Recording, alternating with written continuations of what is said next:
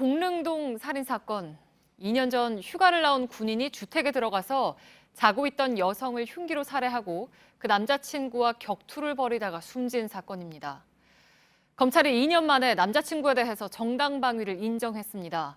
남자친구 양 씨는 여자친구를 잃은 슬픔도 슬픔이지만 언론과 인터넷에 의해 살인자로 몰렸던 지난 2년이 지옥 같았다고 했습니다.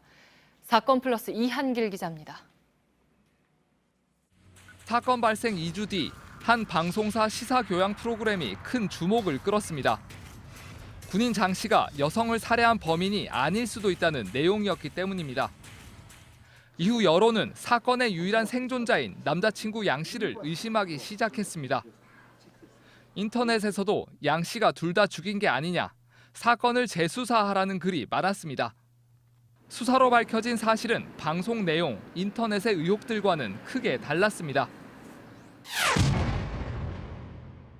군인 부대에서 정말 모범사병이에요. 관심병사도 아니고. 관심사병도 아닐 뿐더러 오히려 후임병들에게 인기가 좋았던 군인이었답니다.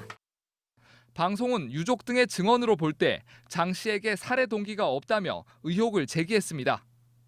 수사 결과는 달랐습니다.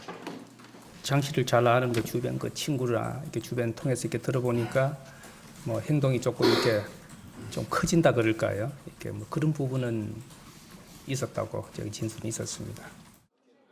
사건 당일 장 씨는 새벽 4시 반까지 술을 마셨고 혈중 알코올 농도 0.19%의 만취 상태였습니다. 또 다른 집을 4차례 무단 침입했고 유리창을 깨기도 했습니다. CCTV에 찍힌 장 씨가 범행 현장에 들어간 건 새벽 5시 28분. 방송은 장 씨가 범행 현장에 들어가기 전에 이미 비명 소리가 났다고 했습니다. 살려주세요 소리를 정확하게 내가 카톡을 막 넣고 있을 때 들었거든요. 7분이었어요. 그때 내가 정확하게 시계를 봤어요. 다른 목격자 진술은 엇갈립니다. 장 씨가 들어가고 약 2분 뒤 비명이 들렸다는 겁니다. 112 신고가 접수된 것도 그 이후였습니다. 이게 사람이 칼로 찔리게 되면 여기를 다치게 돼 있어요. 이게 손 같은 거 안 다쳤거든요. 여기 이런. 법의학자들은 손에 상처가 없다고 해서 장 씨가 결백하다는 증거가 될 수는 없다고 말합니다. 손에 꼭 손상이 있어야 된다. 그래서 가해자 피해자를 이걸로 구분한다 이러진 않아요. 이외에도 당시 군인 장 씨와 숨진 여성이 내연 관계였다는 의혹 등도 제기됐지만 모두 사실이 아닌 것으로 드러났습니다.